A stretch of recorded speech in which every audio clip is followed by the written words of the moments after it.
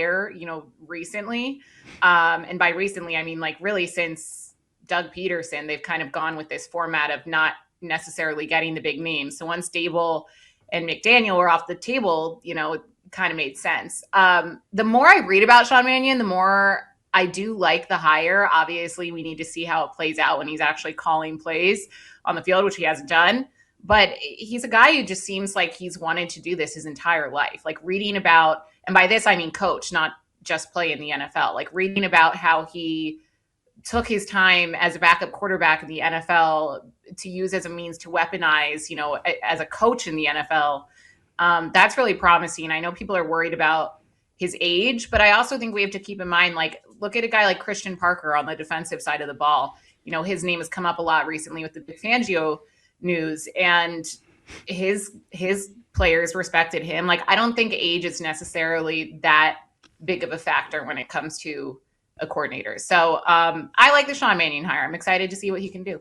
Yeah, I agree with you on the age. I mean, look, the Eagles were interested and want to interview Declan Doyle. He's 29. I mean, Sean McVay got a job at 30 as a head coach. He was a coordinator at 28. Young, innovative. Yeah, if you're good, you're good. I agree with you on that. If he's good, and I do think there's a real chance they found something here, maybe a year ahead of everyone. So Mannion locked in now, offensive coordinator, but all of a sudden, Devin, out of nowhere the last week or so, all these Vic Fangio rumors. And the weird part for me is no one really is fully sure that he's back. I mean, I heard Mike Garafolo, NFL Network, saying, he could change his mind. Elliott this morning with the morning show saying until he sees him out there coaching in the spring, not fully sure. It's a very odd thing where it seems like they've convinced him to come back, but nobody's quite sure. What is your take on Fangio and kind of where the Eagles are at with this now?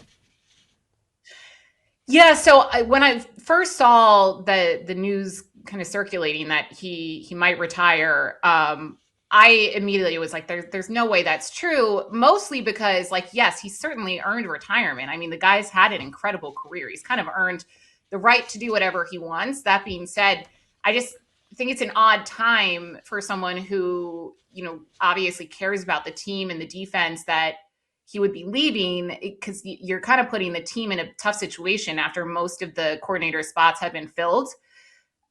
You lose a guy like Christian Parker, who we just mentioned already. You have a guy like Clint Hurt interviewing in Miami. I know he didn't get that job, but like, it just feels a little bit late in the offseason for Vic to decide this. That being said, he's earned the right to do whatever he wants here.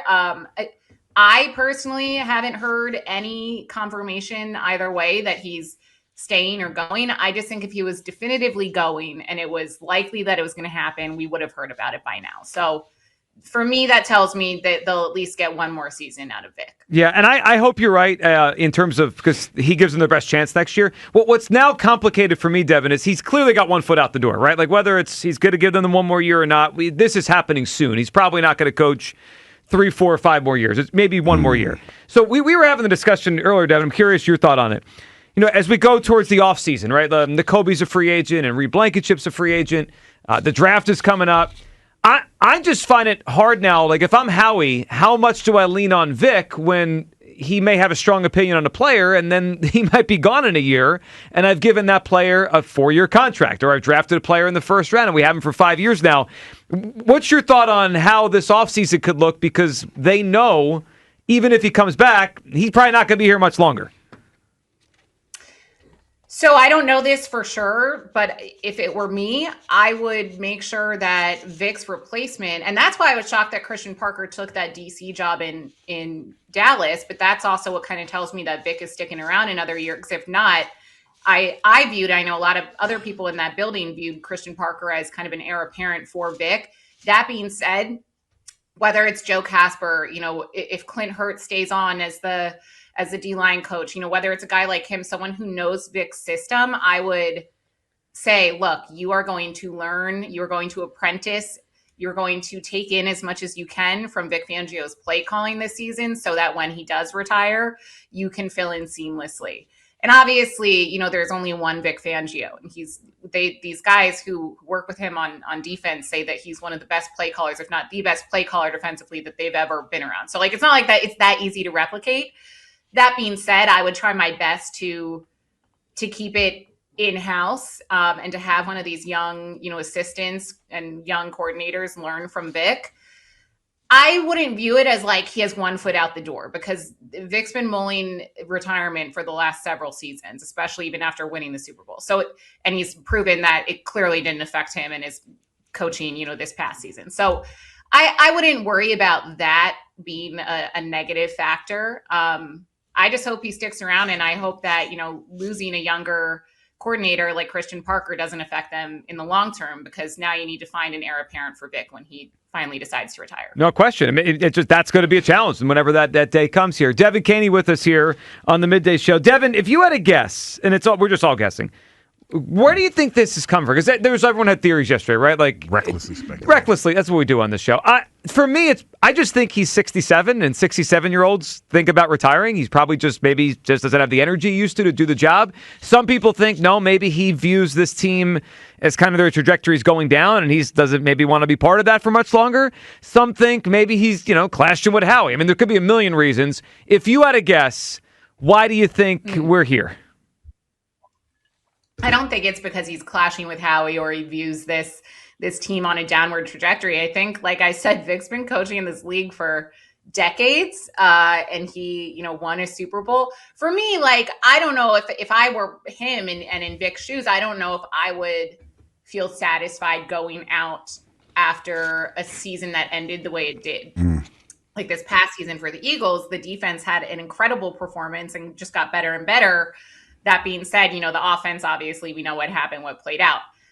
I would want to go out on a high note if I were considering retirement. But I think it's truly just the fact that, Vic's experienced a lot, he's coached a lot, and he might be tired. Like, it might be time to hang up the sweatpants in 100 degrees in August every year. Oh, yeah. So, hot-ass sweatpants. And if that's the case, then that's the case. That being said, like, I just don't think it's a vindictive move, because if he were to decide to retire now, he would be putting the team in a really tough spot. Yeah, there's no question that they would be behind the eight ball trying to find someone. Devan, last night was media night out in, I guess, Santa Clara, San Francisco, wherever they had it, for the Super Bowl.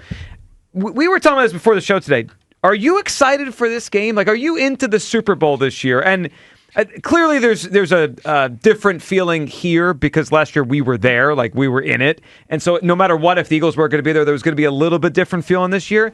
But I get the sense a lot of people are not into this Super Bowl. It's like a blah. Yeah. What's your excitement level for Sunday night, the Seahawks and the Patriots?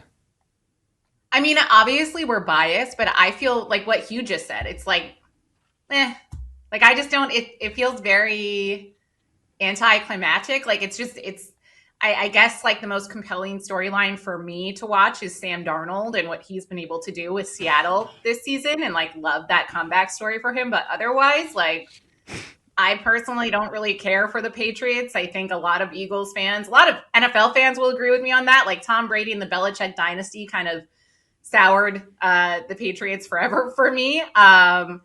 Still, like, respect Drake May and Mike Vrabel, but I'm not, like, super excited to watch this game. I feel like it might be just a really...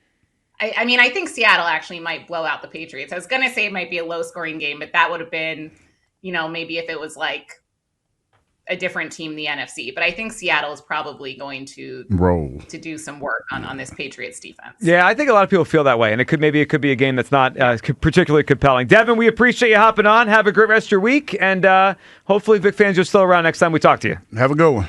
Yeah, fingers crossed. Thanks, guys. There she goes, Devan Kaney there.